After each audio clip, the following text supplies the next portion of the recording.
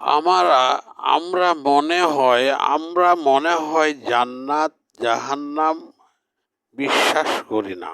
জাহান্নাম জান্নাত বিশ্বাস করি না। বেশিরভাগই মানুষ আমরা এই পন্থারই বেশি। আমরা শুধু দুনিয়া নিয়ে ব্যস্ত, টাকা পয়সা নিয়ে ব্যস্ত, ইনকাম নিয়ে ব্যস্ত, গাড়ি বাড়ি নিয়ে ব্যস্ত, আমাদের আখের গোছা নিয়ে ব্যস্ত। কিন্তু আমরা কখনোই ভাবছি না যে অনেক টাকাওয়ালা, পয়সাওয়ালা, অনেক ব্যাংক ব্যালেন্সওয়ালা, অনেকেই এত ধনট্ট ব্যক্তিরাও পৃথিবীতে কিছু রেখে যেতে পারেননি, নিয়েও যেতে পারেননি। তারা যুগে যুগে মুসা আলাইহিসসালামের আমল থেকে, ফেরাউন থেকে শুরু করে এরকম যত রকমের ফেরাউন এই যাবৎ হয়েছে তৈরি, সবগুলাই ধ্বংস হয়ে গেছে, নিপাত হয়ে গেছে। তারা কিছুই নিতেও পারেনি। তারা ইহকালও হারাইয়েছে, পরকালও হারিয়েছে। তাই আমরা এই সব থেকে যেন শিক্ষা নিয়ে থাকি যে আসলে আমরাকে মানুষ হইতে হবে, আমরাকে আখেরাত বিশ্বাস করতে হবে, ইহকাল পরকাল বিশ্বাস করতে হবে, আল্লাহ তাআলাকে এক বাক্যে মানতে হবে, রসুলকে আমাদের শ্রদ্ধা করতে হবে, তার সুন্নাহগুলি মানতে হবে এবং আল্লাহ তাআলা যে আদেশগুলি দিয়েছে, যেভাবে চলতে বলেছে, আমরাকে সেইভাবে চলতে হবে, আমাদেরকে সেইভাবে আগাইতে হবে, আমাদেরকে সেই পন্থায় যেতে হবে। আল্লাহ তাআলার হুকুমগুলি যদি আমরা না শুনি রে ভাই ও আমার দিন দরদি সোনামানিক ভাইরা, তাহলে আল্লাহ তাআলা আমাদেরকে কি এমনি পুরস্কার দিবে? অবশ্যই দিবে না।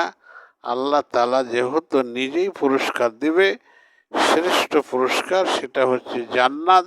এবং জান্নাতের ভিতরে যতগুলো হুর থাকবে, হুরগুলি আপনার জন্য সেবাকারী হয়ে যাবে, আপনার জন্য তারা আপনার একেবারে নিকটতম হয়ে যাবে এবং আপনারকে সেবায় তারা মগ্ন থাকবে। এই জন্য আপনি এই হুর পেতে হলে, আল্লাহর জান্নাত পেতে হলে আমাকে আপনাকে অবশ্যই আল্লাহর বিধানগুলি মানতে হবে, অক্ষরে পালন করতে হবে। আল্লাহ যেটা করতে নিষেধ করলো সেটাকে না করতে হবে, যেটাকে করতে বলল সেটাকে করতে হবে।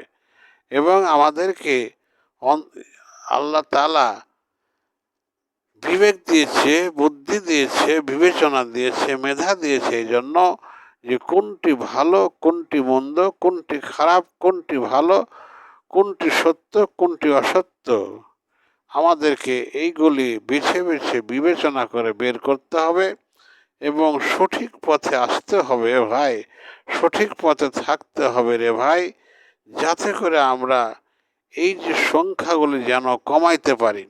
100-র মধ্যেই যদি 75% বা 80% লোক খারাপ থাকে, তাহলে তো আসলে দুনিয়াটা টিকে থাকা অসম্ভব। আল্লাহ তাআলা এমন সময়, কোন সময় যে তুলে আছাড় মারবে, একেবারে থেকনা মারবে, ভাঙে চূড়ায় একেবারে তছনছ করে দেবে।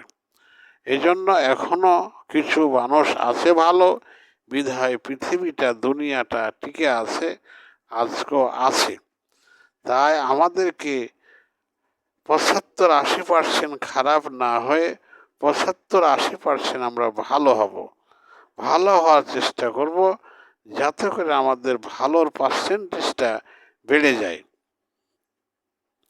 তাই আসুন আল্লাহ তাআলা আমাদেরকে সঠিক বুঝ, সঠিক জ্ঞান, সঠিক মানার তৌফিক যেন দান করেন। সকলে বলেন আল্লাহুম্মা আমিন। আসসালামু আলাইকুম ওয়া রাহমাতুল্লাহি ওয়া বারাকাতুহু।